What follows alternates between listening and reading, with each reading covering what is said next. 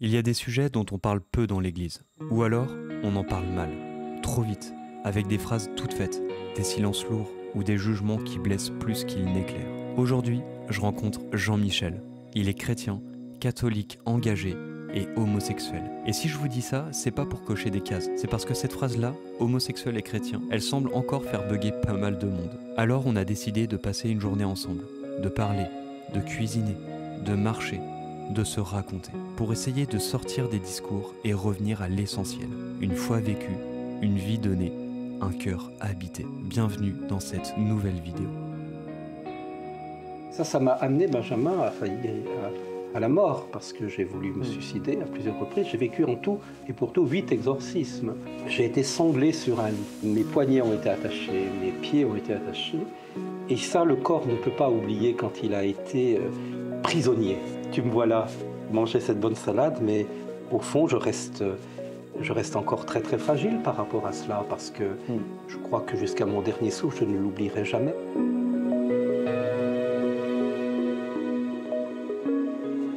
Salut Jean-Michel. Salut Benjamin, quelle joie de te rencontrer. Comment tu vas?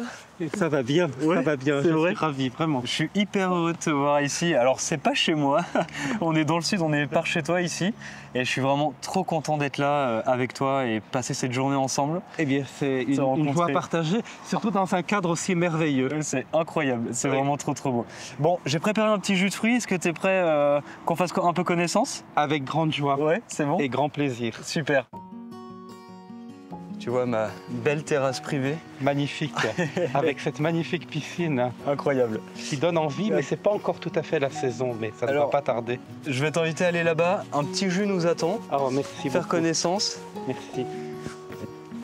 J'ai appris que tu ne buvais pas de café, alors voilà, un petit jus de fin de matinée.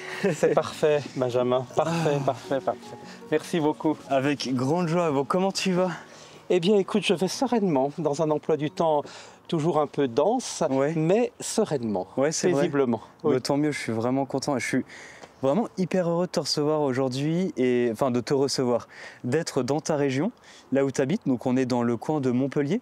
On est non loin de Montpellier, effectivement. Ouais. Là, je te propose, en prenant un petit jus tranquillement, d'apprendre à se connaître, de savoir qui tu es, et qu'est-ce que tu fais dans la vie? Je suis né le 8 août 1965, donc au siècle dernier, dans une petite ville de la Savoie, Albertville. D'accord, donc tu es savoyard. Je suis savoyard. Ok, d'accord. Et donc tu peux le comprendre, en 2025, je vais fêter mes 60 ans. Ma sœur Nathalie est née 4 ans après moi. Nous avions donc 4 ans de différence, ce qui est quand même important quand on est enfant et adolescent. D'accord, donc tu as qu'une sœur? Je n'ai qu'une sœur, Nathalie. Ok. On n'était pas très proches pendant notre enfance et notre adolescence, ce qui n'est absolument plus le cas aujourd'hui. Parce que je considère ma sœur, et je pense qu'elle me considère aussi comme son meilleur ami et moi ma meilleure amie. Génial, oui. Génial, trop beau. Mais voilà, et puis une famille en grande partie d'agriculteurs. Mon père avait aussi une autre profession, il était secrétaire de mairie, parce que c'était un intellectuel contrarié et il a réussi à s'apaiser d'une certaine manière en devenant secrétaire de petites communes. Génial. J'ai été beaucoup marqué par cela, par la générosité de mon père, accompagner, tu vois, des personnes qui avaient des difficultés à remplir leurs papiers, leurs déclarations d'impôts, etc. Et ma mère avait un côté peut-être d'une certaine manière un peu plus artistique, puisqu'elle a travaillé dans la photographie jusqu'à la naissance de ma sœur en 1969. D'accord, ouais. ok. Oui. Alors, on va revenir un petit peu sur ton enfance après, et on va essayer de d'éplucher ça. Et là, j'aimerais bien savoir, aujourd'hui, donc ça fait combien de temps que tu es dans cette région? En fait, tu es arrivé quand ici? Alors, je suis arrivé ici à 18 ans, la première fois, en septembre 1983, pour vivre une expérience dans un couvent de religieux, le Carmel, donc l'ordre des Carmes. J'y suis resté un peu plus d'1 an. Et après, j'ai été dans les Alpes de Haute-Provence et puis ensuite dans le Var, où j'ai fait une grande partie de mes études de philosophie et de théologie.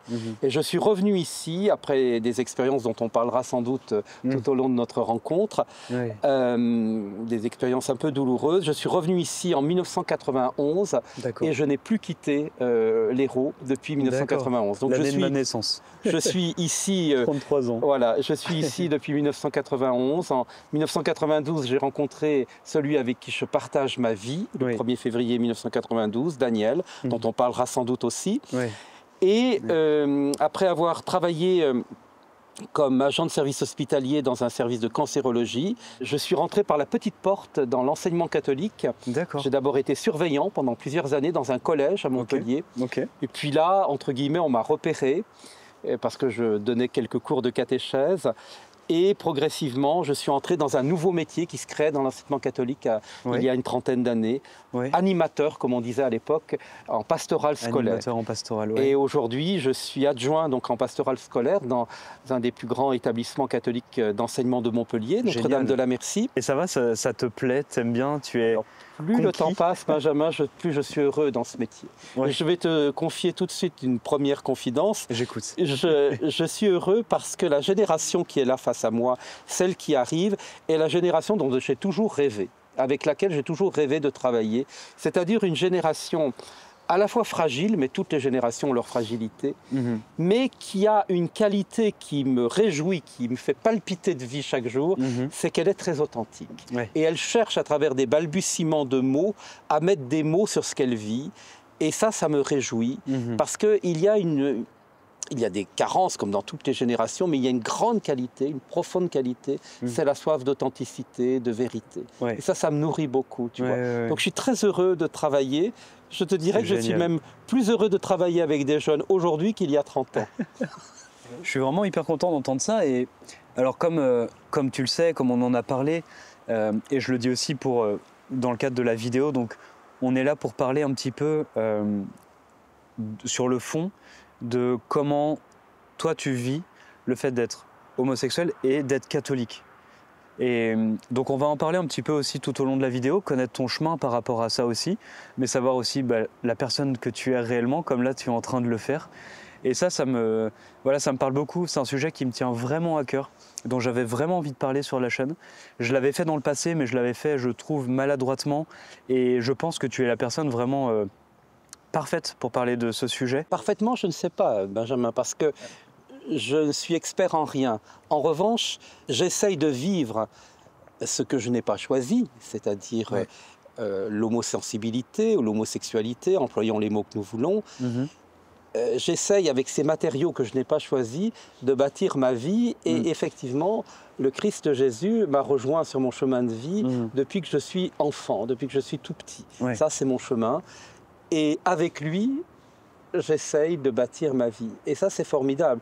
Mais en aucun cas, je suis un exemple à suivre, ni une parole universelle. Dans mon chemin singulier, j'essaye de vivre... Frère Roger, le fondateur de la communauté œcuménique de Thésée, disait « J'essaye de vivre le très peu de l'évangile que j'ai compris ». Voilà, ça c'est mon chemin, mais je ne suis pas expert ni en homosensibilité, ni en transidentité, on en reparlera. Mais j'essaye d'abord, moi, de vivre, de partager un tout petit peu mon chemin de vie, et puis surtout d'être au plus proche des personnes avec lesquelles je chemine, les jeunes dans mon lycée, mais aussi les autres, on en parlera tout au long de cette journée. C'est génial, j'ai trop hâte, et je me réjouis vraiment de parler de ça avec toi, de découvrir aussi ça. Alors je te propose, là on arrive, il doit être un bon 12h30. Oui. Et j'ai un petit peu faim. Moi aussi. Ouais, donc je te propose d'aller en cuisine préparer une simple salade, très simple. Donc j'ai appris que tu étais végétarien. Donc comme ça c'est parfait pour nous. Et voilà, de passer à la cuisine et on va continuer notre discussion là-bas si ça te dit. Bien volontiers. Ouais, bien volontiers. Génial. Allez, c'est parti.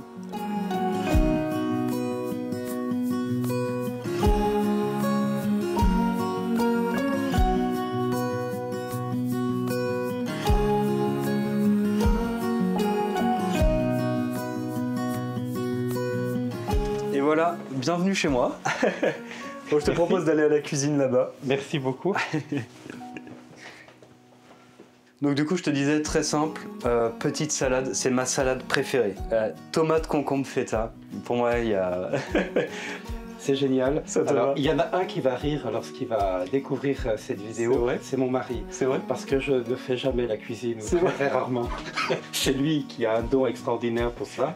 Et moi, je me laisse servir. Mais là, tu vois, je vais devoir apprendre aujourd'hui. Un peu la main à la pâte. Bon, qu'est-ce qui te semble le plus accessible? Couper les tomates, oui, je pense les laver. Ça, je sais faire. Ça te va? Alors on va faire ça. Donc ton poste de travail sera juste là. Parfait. Et moi je vais rester ici. Et puis on va continuer notre petite discussion tranquillement.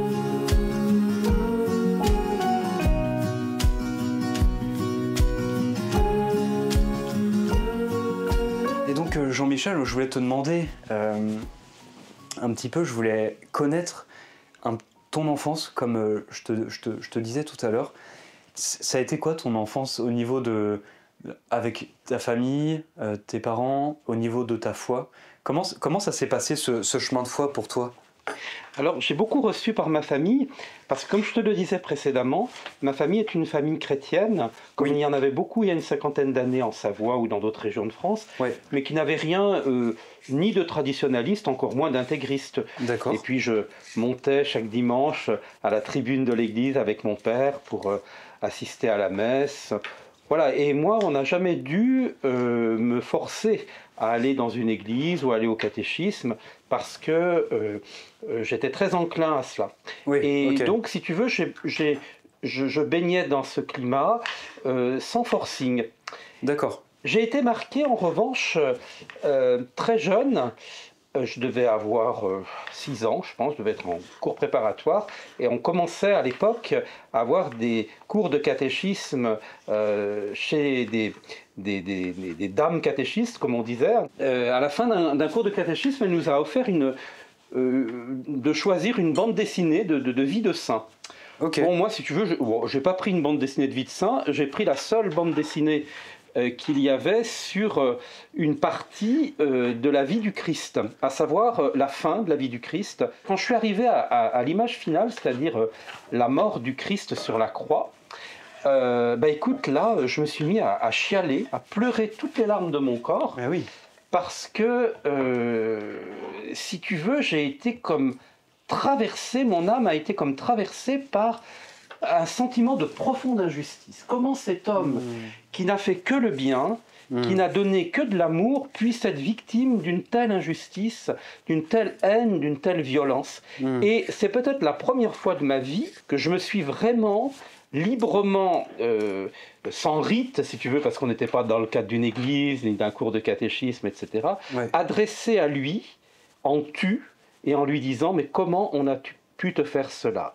Et tu vois, à 6 ans, j'ai été, comment dirais-je, c'est toujours des mots, hein, et on balbutie des mots, bien sûr, mais j'ai été comme traversé de part en part par l'innocence du Christ. Et cette innocence du Christ ne m'a jamais quitté, même dans les moments les plus sombres de mon parcours. C'est toujours cette innocence de Jésus qui m'a suivi. Puis ensuite, je suis allé au collège, et au collège, j'étais dans un collège public, il n'y avait pas d'aumônerie à l'intérieur du collège, mais en revanche, il y avait une aumônerie à l'extérieur, et j'aimais bien y aller. Et puis un jour, un des prêtres là, qui s'occupait de l'aumônerie nous a proposé d'aller vivre un petit séjour dans une abbaye, donc là où vivent et travaillent des moines.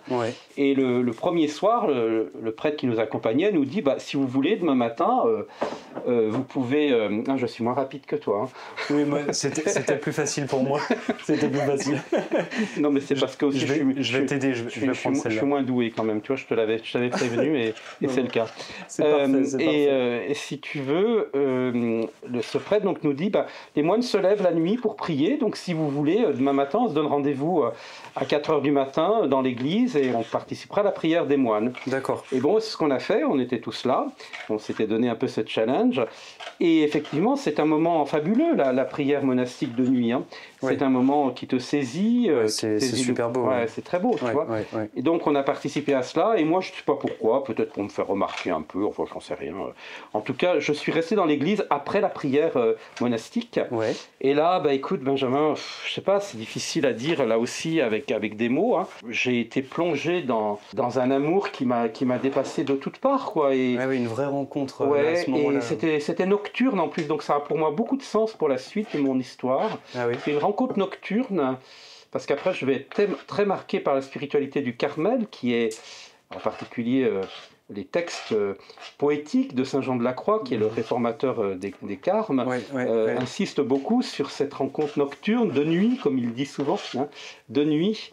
Et ça a été une rencontre qui a marqué à jamais ma vie. Et un des fruits de cette rencontre, que je vis toujours d'ailleurs aujourd'hui, c'est que ça a fait couler en moi la source de la prière qui ne m'a jamais quitté. Je considère ça comme un magnifique cadeau, et puis ça m'a donné quand même, je crois pouvoir le dire aujourd'hui, une certaine forme de quête de paix intérieure qui là aussi ne s'est jamais démentie, tu vois. Donc je peux dire que je suis vraiment né spirituellement dans la nuit de ce monastère, tu vois. C'est incroyable, c'est super beau. Enfin, et en même temps, là aussi, tu vois, sans forcing, quoi. C'est ça. C'était, j'allais presque dire, dans l'intimité de la nuit. Et donc à partir de ce moment-là, tu t'as fait une rencontre, et là, elle est faite, t'es chrétien, c'est marqué, quoi. C'est marqué, mais c'est toujours un devenir, tu sais. Oui, bien sûr. Tout au long sur le chemin de la foi chrétienne, on consent, me semble-t-il, à toujours commencer. Hein. Oui. Toujours. Oui, c'est ça. Mais tu vois, dans un même temps, et c'est ça peut-être qui m'invite à dire que je suis toujours en commencement, c'est que dans un même temps, dès l'enfance, j'ai découvert que j'étais différent, que j'avais une affectivité, et on ne parlait pas de sexualité à l'époque quand j'étais enfant, mais différente. Et c'est peut-être ça qui a fait aussi que sur le chemin de ma foi, j'ai toujours été à la fois dans une démarche, d'une certaine, conviction de fond, et en même temps toujours un peu fragile, même si je n'en donnais pas l'impression, tu vois. Oui. Mais justement, c'était un petit peu ma question, c'est à quel moment, est-ce que tu as un moment en tête précis ou pas, mais justement de cette différence que tu ressens au fond de toi, et comment tu le vis, ça. Tu parlais de ton enfance, donc que c'était arrivé un petit peu avant. Si tu veux, deux souvenirs qui me viennent à l'esprit, tu vois, et qui sont très concrets, très corporels. À l'époque, dans les petites villes de province, il n'y avait pas beaucoup de sorties. Hein. Donc les sorties, c'était les deux grandes fêtes foraines de l'année, une au début du printemps, une au début de l'automne, où tous les villages environnants se retrouvaient à Albertville autour des manèges, etc. Et ma sœur et moi, on y allait, mes parents nous offraient des tours de manège. Et moi, quand j'étais plongé dans cette foule, enfin toute proportion gardée, tout petit, donc spontanément, je regardais la beauté du corps des hommes. Et ça, c'est un souvenir marqué dans mon enfance, tu vois. Alors bien sûr, je n'en parlais pas, parce qu'on n'en parlait pas, on ne mettait pas de mots, mais moi, j'étais spontanément attiré par des hommes, et par la beauté du corps des hommes, plus exactement. C'est pour ça que je te disais tout à l'heure que c'est pas un choix, c'est là, quoi. Oui, c'était là, et c'est là, quoi. Et comment... Mais on n'en parlait pas, encore une fois. Oui, mais c'est ça. Oui, c'est ça. On ne mettait pas de mots. T'en parlais pas, mais est-ce que tu sentais que... Comment tu le sentais à l'intérieur de toi, ça? Est-ce que tu t'en empêchais d'en parler? Est-ce que tu sentais que tu pouvais pas en parler du tout? Comment On n'en parlait pas, et je n'en parlais pas parce que chaque fois qu'on en parlait en famille, dans des repas de famille, c'était toujours pour évoquer des choses très glauques, tu vois. Ouais, donc tu savais que c'était des descentes de police dans des WC publics. Il faut penser quand même que c'était encore condamné par la loi, hein, à un moment où j'étais enfant et adolescent. Et oui, puisque ça a été dépénalisé après l'élection de François Mitterrand. Hein, mais c'est vrai, arrête. Oui, il ne faut pas oublier ça, tu vois. Ouais, ça, et donc, si tu veux, il y avait des descentes de police dans des jardins publics, dans des WC publics. Et puis on disait toujours des choses très négatives sur ce type de sexualité. Et puis on évoquait dans ma famille, ça je l'ai souvent dit, un de mes cousins, plus âgé que moi, Gilbert, Et on disait de lui dans les repas familiaux, quand on l'évoquait, Gilbert a des mœurs à part. Et moi, dans ma petite tête de gamin, je me disais, on est au moins deux parce que je pense qu'il doit être comme moi. Et de fait, je ne me suis pas trompé, et aujourd'hui Gilbert, heureusement, est toujours de ce monde, et je lui dis souvent, tu as été comme une étoile dans mon enfance. Alors, parce que de fait, il est gai, tu vois. Alors, plus âgé que moi, il a eu son parcours, bien sûr, singulier de vie, mais très souvent, je lui ai dit, tu as été une étoile dans mon enfance, parce que je me disais, au moins on est deux. Mais on n'en parlait pas. Il faut imaginer ça. C'est très difficile pour ta génération, pour les générations qui arrivent, d'imaginer qu'il n'y avait pas de mots. C'est ça, c'est ça. Ou des mots qui ne disaient que la saleté et qui ne disaient aussi rien de la tendresse, de l'amour. Encore une fois, oui, c'était considéré comme quelque chose de profondément anormal. Alors comment veux-tu en parler? D'autant plus que j'ai vite intégré quand même que, même si on ne le disait pas là aussi tellement explicitement, c'était foncièrement condamné par l'Église à laquelle j'appartenais. Même si on n'en parlait pas là non plus, hein, c'était un angle mort à la fois de la pensée et de la parole, mais moi je l'ai très vite intégré. Donc j'ai commencé là, quasiment tout de suite, dès le début de mon adolescence, un véritable parcours de la honte. Et tu sais, la honte, Benjamin, ça paralyse tout. Ça te claque mur vivant dans une tombe et ça te fait entrer dans un mutisme. Ça paralyse en particulier ta parole.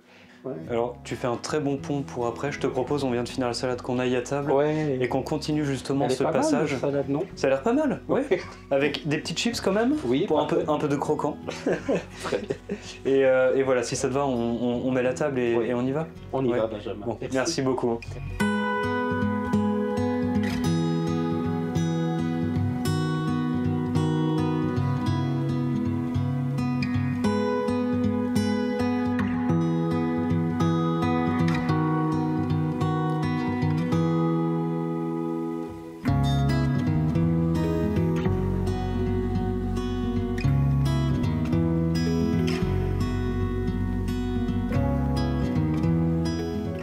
Donc tout à l'heure tu parlais, quand on préparait à manger justement, je trouvais le pont bien parce que tu parlais des mots qu'utilisait ta famille ou justement des non-mots qu'il y avait à poser sur l'homosexualité à l'époque, de ce que tu ressentais. Et là en mangeant, j'aimerais bien savoir un petit peu ce que tu as vécu toi, parce que tu avais la foi, tu as fait des rencontres, tu as eu une rencontre avec Jésus. J'aimerais savoir comment tu as réussi à concilier ça, à concilier ta foi, ton orientation, avec ta famille, tu vois, comment ça s'est passé et qu'est-ce que tu as vécu profondément avec ça?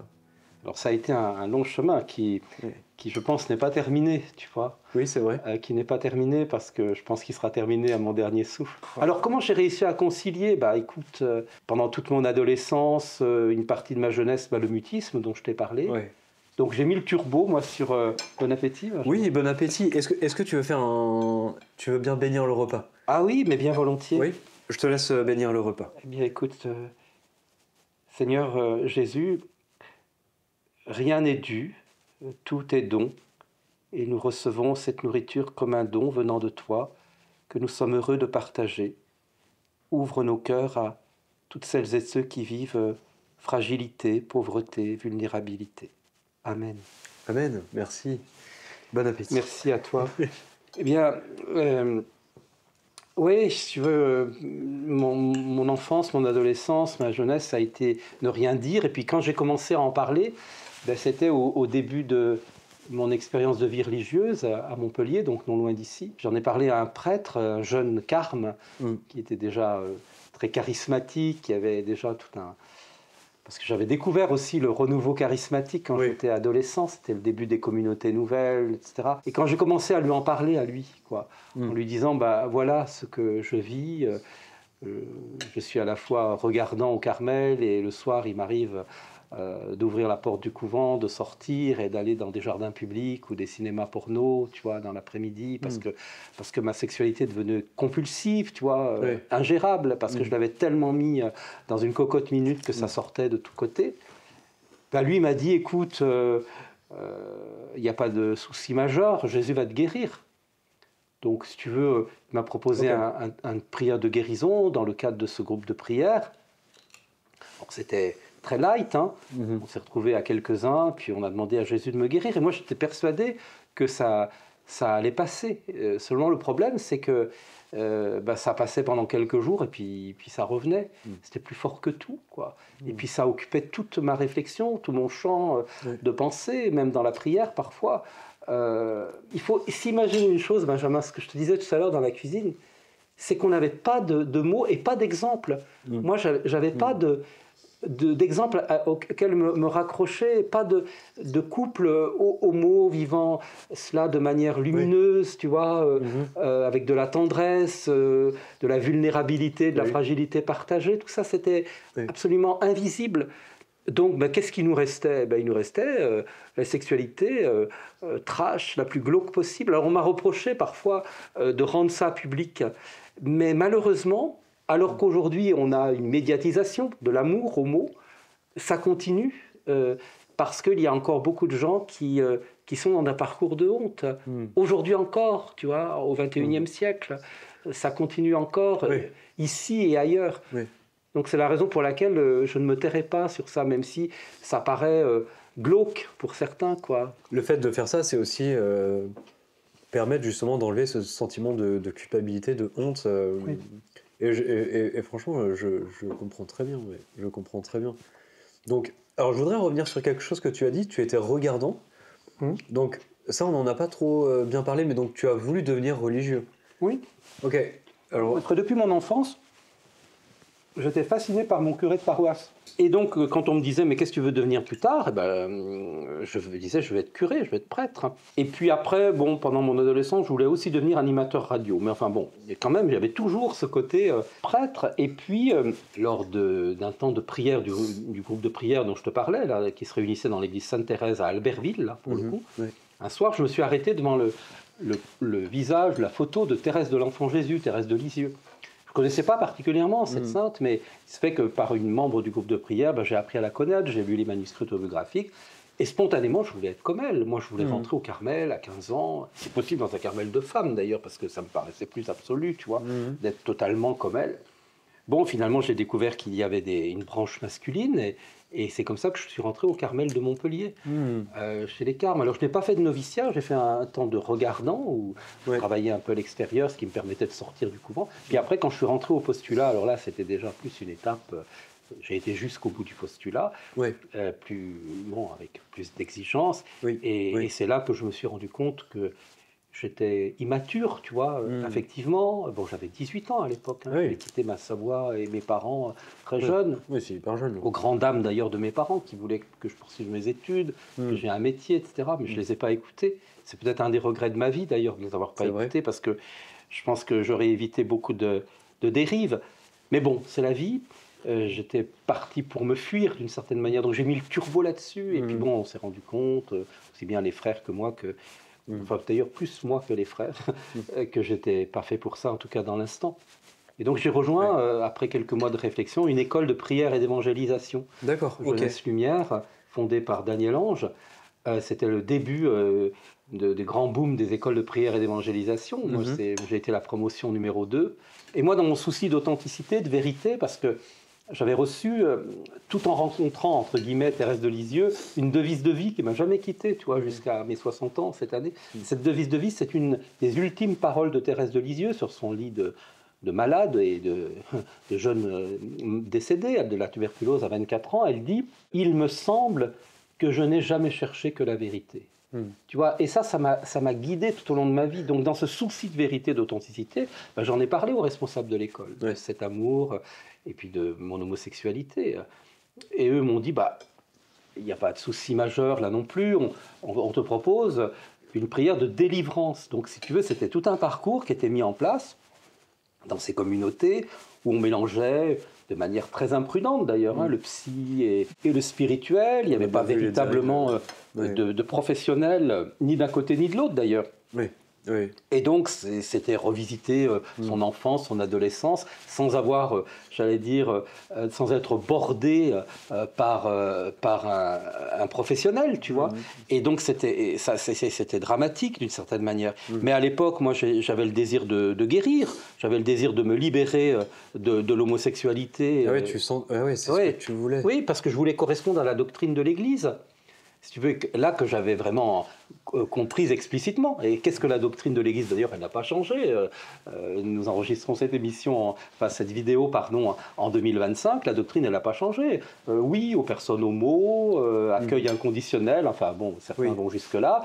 Mais les actes sont toujours intrinsèquement désordonnés, c'est un péché mortel qui te mène directement en enfer, et tu ne peux pas vivre ton affectivité, ta sexualité. Alors certains disent, oh oui, mais on ne condamne pas les personnes, on ne condamne que les actes. Enfin, moi, je suis désolé, la fragmentation de l'être, j'ai donné, quoi, j'ai payé cher l'addition, tu vois. Donc, c'est beaucoup ce qu'on entend, et c'est des personnes aussi que j'ai pu connaître en Belgique, certaines personnes qui donc, sont homosexuels, mais deviennent totalement abstinents justement dans le cadre de leur foi, de leur religion, pour s'interdire justement l'acte qui est condamné, et donc qui s'engagent à une vie de célibataire. Alors moi j'ai toujours trouvé ça un petit peu étrange. En fait, il y a quelque chose de beau dans la privation, comme n'importe quel homme qui devient prêtre et qui en fait donne son célibat pour les autres. Mais en fait, c'est très différent d'offrir son célibat pour s'interdire parce que quelque chose n'est pas bien. Enfin, c'est assez... j'ai toujours trouvé ça un petit peu bizarre quand même. J'ai envie de te dire que c'est respectable. Chaque chemin est infiniment respectable et loin de moi l'idée de le juger. Non, mais oui. Mais, si tu veux, le problème, il est pour moi de fond. C'est un problème théologique. Mais la continence, c'est un charisme, c'est-à-dire c'est un don de l'esprit pour un service, pour une vie donnée. Donc ça veut dire que, et c'est là que ça dysfonctionne pour moi, ça veut dire qu'on obligerait le Saint-Esprit, qui est à la source des charismes, de donner le don de la continence à toutes les personnes homo. C'est une obligation qu'on fait au Saint-Esprit. Non, ça peut être un chemin pour certains qui doit être discerné sérieusement et prudemment, mais ce n'est pas le chemin de tous. Et ça, c'est mon intime conviction, tu vois. Et ça me paraît déjà plus juste. Et obliger les personnes à vivre la continence, qui n'est pas pareil que la chasteté, parce que la chasteté, c'est l'art d'aimer du Christ. C'est le fait que le Christ respecte chacun, la liberté d'aimer et s'aimer soi-même, se respecter, ne pas s'utiliser ou ne pas accepter qu'on nous utilise comme des objets, etc. Bref, la beauté de la chasteté, moi je milite pour qu'on rétablisse ce beau mot, tu vois, qui est perverti et mal compris, parce que la chasteté, c'est vraiment l'art d'aimer de Jésus que l'on découvre dans le texte évangélique. C'est la manière dont il a de nous aimer, de s'aimer lui-même aussi, tu vois, dans sa relation au Père, etc. Mais la continence, non, c'est pas pour tous. En tout cas, ça me semble être clair. Alors moi, j'ai pensé ça, et ça n'a jamais marché. Alors bon, certains pourraient dire que j'ai pas été suffisamment, j'allais dire, persévérant, mais je crois profondément que c'était pas mon chemin, tout simplement. Mais je me suis persuadé que c'était mon chemin. Après, après l'école de prière et d'évangélisation, j'ai rejoint le séminaire de la Castille, dans le diocèse de Fréjus-Toulon, parce que j'étais persuadé que j'étais appelé à être prêtre, et l'évêque de Toulon m'a ouvert grand ses bras, sachant que je venais de Jeunesse Lumière, etc. Donc, voilà, et j'ai fait là des études de philosophie, un peu de théologie déjà. Et ça m'a beaucoup plu, ça m'a beaucoup cadré, ça a ouvert en moi aussi une appétence, une soif intellectuelle, tu vois, que j'ai toujours. Et puis, quelques-uns de l'école, des anciens de l'école, filles et garçons, on avait dans notre cœur de fonder une communauté religieuse qui soit un peu le cœur de palpitant de Jeunesse Lumière. Donc on a beaucoup réfléchi, Daniel Ange nous a un peu accompagnés là. Finalement, après avoir été un peu contre, il a été pour, et nous avons démarré, 4-5 ans après, dans le Haut-Var, avec la bénédiction à l'époque de l'évêque de Fréjus-Toulon, Joseph Madec, dans un endroit paradisiaque, magnifique, tu vois, plus beau que celui dans lequel nous sommes aujourd'hui, avec des oliviers partout, magnifique. Mais là, si tu veux, tous mes vieux démons sont ressortis parce que j'avais plus le cadre du séminaire, j'étais dans une communauté beaucoup plus fragile en termes financiers, en termes aussi de vie. On était très peu nombreux, et puis bon, ça commençait, tu vois, puis il y avait de longues plages de silence, de solitude, un peu érémétique. Et là, tous mes vieux démons sont sortis, donc j'ai commencé à avoir des difficultés à dormir, à manger, j'étais mal dans mon corps, dans ma tête, et je passais mon temps à fantasmer, tu vois, à désirer retourner dans des saunas gays. Donc, j'étais mal, quoi. Et puis est passé dans la communauté, il venait assez régulièrement pour célébrer la messe un frère de Saint-Jean à l'époque, de la congrégation Saint-Jean, qui était ermite dans le coin, et un des responsables de la communauté, qui sont, somme toute, avait mon âge, tu vois, lui a dit, mais Jean-Michel va pas bien, et puis tu sais, il est homo, et il lui a dit, il a posé un diagnostic immédiat, mais tu sais, il y avait beaucoup de gens à l'époque, et il y en a encore malheureusement, qui dans ces milieux-là, pensent qu'ils avalent le Saint-Esprit en capsule à chaque petit déjeuner, tu vois. Donc, il a posé ça, son diagnostic. Jean-Michel est homo, il est obsédé par ça, ça a un nom, il est possédé par le démon de l'homosexualité. Et dans l'Église, il y a une prière pour ça, c'est l'exorcisme. Donc on m'a proposé un premier exorcisme, et moi j'étais tellement fragilisé à la fois physiquement, psychologiquement, que j'ai accepté, et moi j'ai réagi. Bien évidemment, mon corps a réagi, je me suis mis à hurler, à crier, à taper ma tête par terre contre le dallage de la chapelle. Et pour les gens qui étaient là, on était plongés en plein obscurantisme, en pleine folie. Ils se sont dit, c'est l'Évangile, c'est Jésus qui est en train de guérir un possédé. Et ça m'a amené, Benjamin, à la mort, parce que j'ai voulu me suicider à plusieurs reprises. J'ai vécu en tout et pour tout 8 exorcismes. J'étais tellement mal, tellement excité qu'on m'a attaché sur un lit, tu vois, et ça a duré des plombes, parce que c'était le grand exorcisme. Là. Ça, tu as des souvenirs très nets de ça, de ces moments-là Mon corps n'a jamais oublié. Surtout le dernier, je vais te dire pourquoi, parce que j'ai été sanglé sur un lit. Mes poignets ont été attachés, mes pieds ont été attachés. Et ça, le corps ne peut pas oublier quand il a été prisonnier, tu vois. Je ne sais pas, je n'ai pas eu l'expérience d'être dans une prison, et j'espère jamais l'avoir. Mais en tout cas, j'ai eu l'expérience pendant quelques heures que mon corps n'avait plus la liberté de se mouvoir. Et je dirais, symboliquement, j'ai été prisonnier d'une doctrine, prisonnier d'une théologie, tu vois, prisonnier d'un rite. Et ça, je ne peux pas l'oublier. Et ça, si tu veux, c'est à jamais gravé, et ça restera la source profonde, au sens noble du mot, de mon combat pour la liberté évangélique. Parce que Jésus n'a jamais enchaîné personne. Jésus n'a jamais passé des fers aux pieds des gens. Il a toujours été l'homme libre qui a libéré, si tu veux, dit-il très souvent. Et là, si tu veux, on était dans le contraire absolu. On était dans la caricature la plus mortifère, la plus dramatique de l'Évangile. Alors oui, ça je ne l'ai jamais oublié. Et il a fallu des années pour que je sorte de ce viol de conscience, de ce viol physique aussi, d'une certaine manière, même si je n'ai pas été victime d'abus sexuels, mais victime d'abus spirituels, oui. Et tu me vois là manger cette bonne salade, mais au fond, je reste encore très très fragile par rapport à cela, parce que je crois que jusqu'à mon dernier souffle, je ne l'oublierai jamais, parce qu'on ne peut pas oublier un viol, me semble-t-il, qu'il soit physique, dramatiquement, bien sûr, moral, spirituel. On ne peut pas, parce que c'est la violence absolue. C'est la violence absolue. Pour un chrétien, en plus, c'est le contraire abyssal même de la parole de Jésus quand il dit de lui-même « Apprenez de moi que je suis doux et humble de cœur ». Tu vois, c'est tout le contraire. Tu as des années-lumière. Et j'ai vécu ça, oui, dans mon corps. Et j'ai failli en mourir, j'ai failli me suicider à plusieurs reprises. Je suis aujourd'hui bien vivant. Et comme je le dis souvent à mes élèves ou à mes anciens élèves, ma grande revanche aujourd'hui, pas ma vengeance, ma grande revanche, c'est d'être en vie. Et donc, de profiter de cet élan de vie pour parler. Plus rien ne me fera taire. Bon, en tout cas, merci d'avoir partagé ce repas avec moi. Et je te propose qu'on aille du coup faire cette petite balade digestive. En tout cas, aller profiter du beau temps et aller continuer notre discussion et la terminer ensemble là-bas au bord du lac. Ça te va ? Ça me va parfaitement. Très bien. T'as bien mangé ? Ah oui. On a bien travaillé. Hein. Oui, ça va. Et on en a même laissé pour notre caméraman. C'est exactement, pour la technique. Pour la technique. Fabuleux. Allez, c'est parti.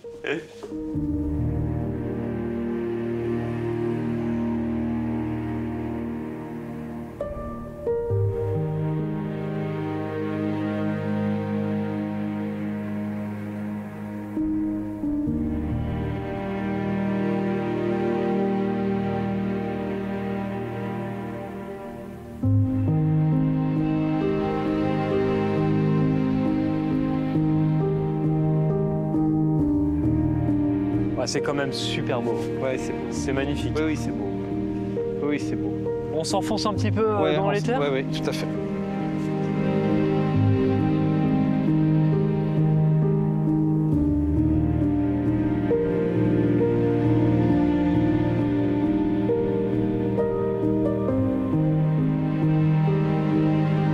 Aujourd'hui, comment toi, et ça va être un petit peu le thème de cette petite balade ici au bord du lac du Salagou, c'est comment toi aujourd'hui tu entends Dieu et comment tu vis avec lui aujourd'hui, ta relation avec Dieu, ta foi, et ce que tu vis dans ton quotidien avec ta foi. Donc, comment aujourd'hui tu vis ça?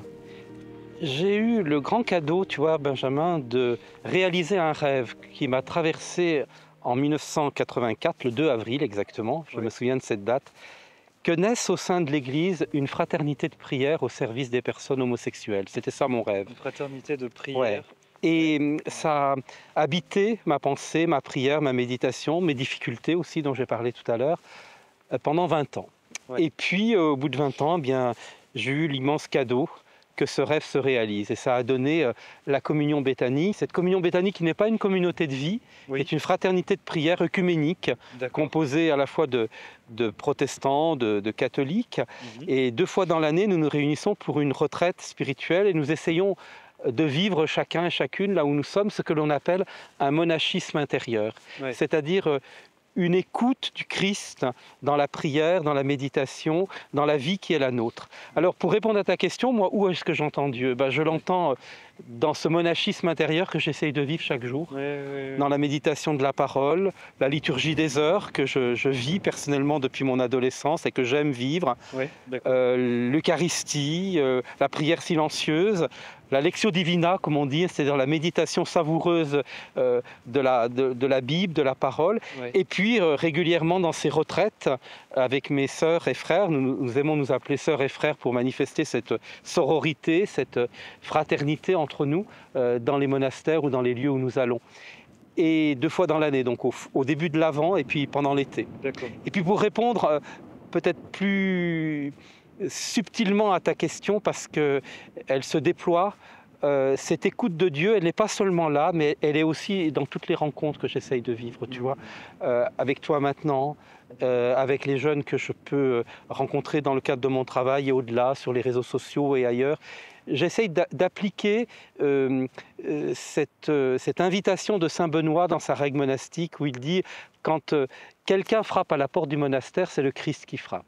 Alors moi, je ne suis pas dans un monastère, je ne suis pas moine, je suis marié à un homme, je vis dans le monde, mais je me dis chaque fois que quelqu'un frappe à ma porte, que ce soit par les réseaux sociaux, que ce soit dans mon travail, que ce soit dans la rue, que ce soit partout, eh bien, essaye, Jean-Michel, de te dire c'est le visage du Christ qui frappe à la porte. Et là, il a une parole à te dire. Je ne dis pas que je réussis chaque jour à vivre ça, hein. Mais en tout cas, c'est mon désir le plus profond. Et puis, au fil des années, en prenant de l'âge, je me rends compte que ça devient, comme dirait saint Thomas d'Aquin, un habitus, c'est-à-dire une bonne habitude de fond, de se dire le Christ, tu le trouves dans la prière, tu le trouves dans les sacrements, certes, mais il frappe à ta porte dans tous les événements du quotidien, il frappe à ta porte aussi souvent, en te dérangeant, en te déplaçant par les plus fragiles, les plus pauvres, etc. Tu vois. Voilà, c'est un peu là que j'essaye d'écouter. Là aussi, c'est le début de la règle de Saint Benoît, tu vois. Écoute, mon fils. Et tu sais, la règle de Saint Benoît, elle commence par cette invitation, écoute, et elle se termine par ce verbe, tu parviendras. Donc si tu résumes la règle, ça donne écoute et tu parviendras. C'est beau, c'est trop beau. Merci. On continue notre balade? Oui, volontiers, oui, bien sûr, dans ce lieu magnifique.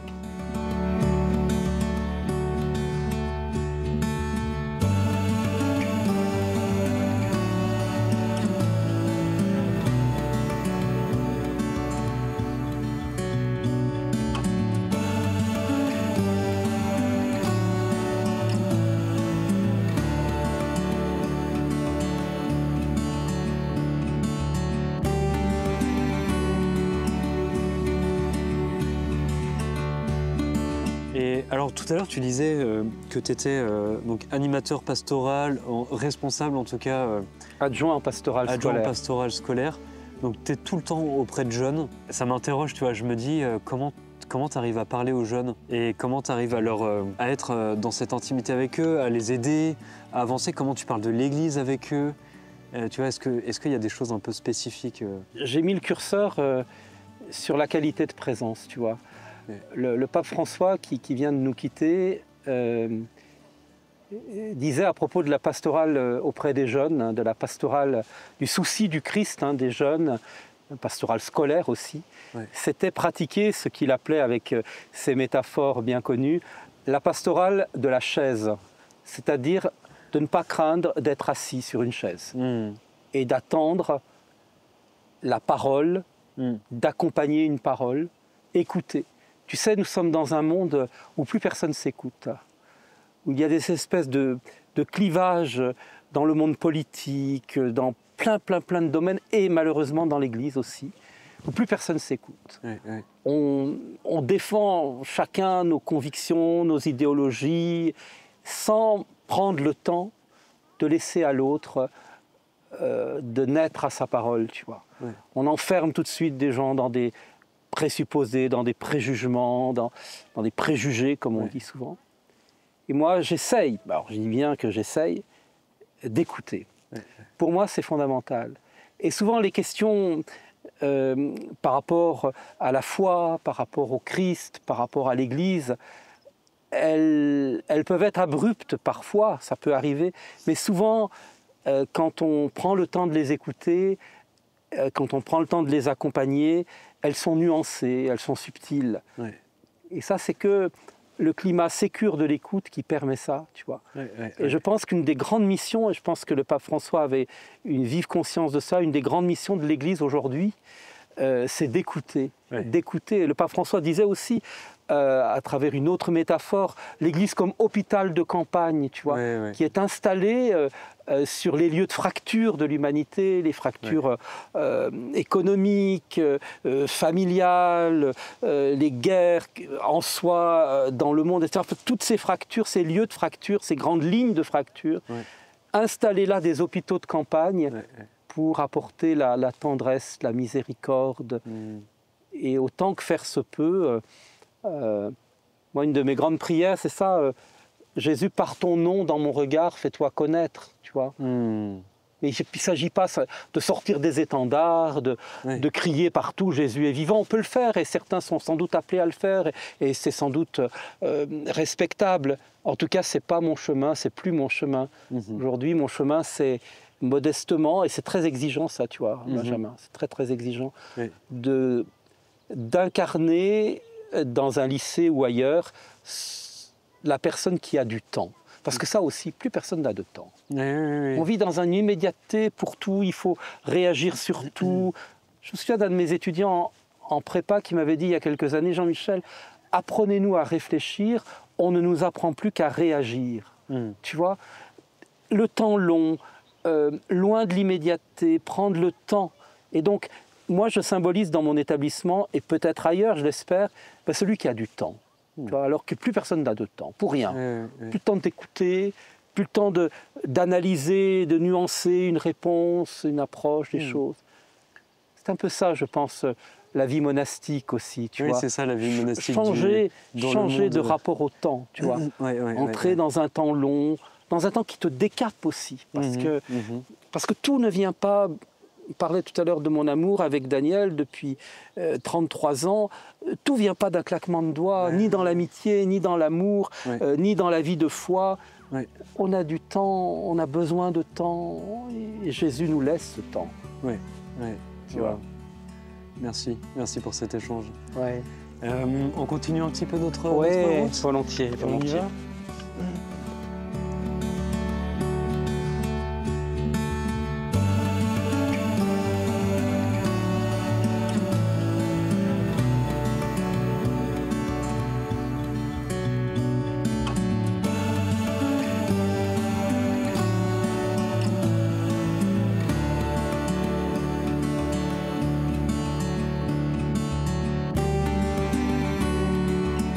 On arrive à la fin de notre balade. Et alors déjà, merci pour tout ce que tu as dit, d'avoir ouvert ton cœur comme ça, pour la chaîne des médiateurs, d'avoir dit tout ça, ça Vraiment, ça m'a ouvert les yeux aussi, ça m'a fait du bien et je pense que c'est hyper important de laisser aussi de la place et voilà, d'en parler, de parler comme tu fais sur les réseaux, ta mission et ce que tu dégages. Vraiment, j'ai passé une excellente journée à tes côtés. J'aimerais un petit peu finir pour comment tu vis au quotidien avec donc ton mari qui s'appelle Daniel. Daniel, voilà. Comment tu vis est-ce qu'il est chrétien lui-même déjà?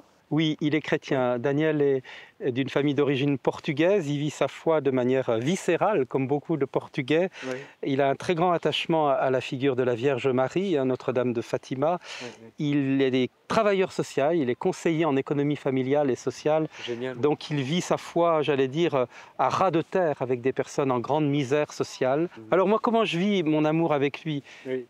Écoute, je vais te dire, au risque de te choquer peut-être, Benjamin, je le vis bien et mal, dans le sens où un chemin d'amour, tu sais, oui. C'est très exigeant. Oui.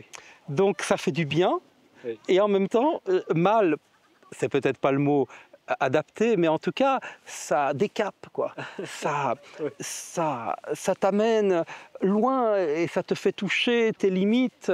Et puis ça te fait constater à certains moments que tu n'aimes pas vraiment, quoi, comme tu voudrais aimer. Alors moi, tu l'as remarqué et je te remercie pour ta confiance à mon égard. Je manie assez bien le verbe et je sais parler. Mais quand il s'agit d'incarner l'amour dans les petits détails du quotidien, ça, Daniel sait faire. Et moi, beaucoup moins. Et je vais te faire une confidence. Très souvent, c'est l'objet de mes confessions du sacrement de réconciliation. Je demande pardon parce que j'ai du mal à servir, à aimer dans les petits détails du quotidien qui ne se voient pas. Ah, Jean-Michel, il est assez...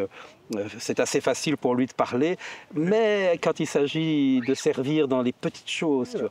Alors ça fait du bien l'amour avec Daniel, en même temps ça fait du mal aussi, tu vois. Enfin, je ne sais pas si je dis bien. Si, excellent. Merci pour ta simplicité et ton ouverture. Ça fait du bien et ça fait du bien de passer une journée comme ça en vérité et de te voir toi incarner vraiment et de voir ton chemin de foi et tout ce que tu as vécu et d'être encore là, de défendre encore l'Église. Voilà, moi, c'est vraiment des caractères que je veux mettre en lumière pour l'Église de demain. Et je te propose qu'on puisse conclure cette vidéo avec peut-être une réflexion, une parole que tu as envie de dire, qui te porte chaque jour ou qui t'a porté. Ah oui, volontiers. Alors peut-être deux paroles de la première alliance du Premier Testament, une que l'on trouve dans le livre de la Genèse. Tu sais, si on traduit bien en hébreu la parole de Dieu à Abraham, quand il lui dit « Va, quitte ton pays et va vers la terre que je t'indiquerai », à vrai dire, si on traduit étymologiquement, c'est « Va vers toi-même ». Ça, c'est une parole qui me fait vivre. Mon Dieu me dit « Va vers toi-même ». Et puis dans un livre de sagesse, dans le Premier Testament, on trouve aussi cette très belle métaphore. J'aime beaucoup les animaux, j'aime beaucoup les insectes. Et il y a cette très belle métaphore. L'abeille est petite parmi les êtres ailés, mais ce qu'elle produit est d'une douceur exquise. Tu vois, c'est magnifique. Wow. Chercher la petitesse de l'abeille pour donner dans notre monde une douceur exquise. Et puis, la dernière parole, eh bien, c'est une parole sans parole que l'on trouve dans la Nouvelle Alliance. C'est l'ultime parole de Jésus, une parole silencieuse. C'est alors qu'il ne peut plus parler puisqu'il est mort, on lui perce le cœur, tu sais ça. Et un homme au cœur transpercé, c'est pour moi le plus beau des visages de Dieu. On me dit parfois, mais Jean-Michel, tu es relativement zen, pourquoi tu n'es pas moine bouddhiste, tu as les cheveux rasés, etc. J'ai dit non, parce que je suis très respectueux des autres traditions spirituelles, religieuses, philosophiques, etc. Mais je suis fasciné par cet homme au cœur transpercé, Jésus, qui n'a rien à prouver, rien à défendre, mais qui dit par cette blessure à jamais ouverte que Dieu estime, que Dieu aime chaque être. Wow. Tu vois, ça c'est fabuleux. Wow, merci. Merci Jean-Michel. Je t'en prie, et je pense que c'est pour l'Église d'aujourd'hui et pour l'Église de demain, comme tu le dis très bien. Merci pour ce que tu fais toi aussi. Avec joie, j'essaie de faire. Pour aujourd'hui et pour demain. Ouais. Merci. Merci, à bientôt. Merci. Allez, rentrons.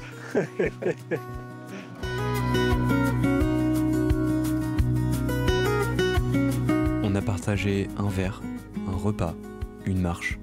On a parlé de Dieu, d'amour, de blessures, de fidélité. Et moi, ce que je retiens, c'est pas un débat, c'est une présence, une vie donnée à l'évangile, comme elle est, avec ses questions, ses combats et cette lumière qui persiste malgré tout. Être homosexuel et chrétien, ce n'est pas une contradiction, c'est une réalité vécue par des hommes et des femmes chaque jour, dans le silence ou dans l'espérance. Et peut-être qu'il est temps qu'on les écoute vraiment. Merci Jean-Michel, et merci à vous d'avoir pris le temps de marcher un peu avec nous.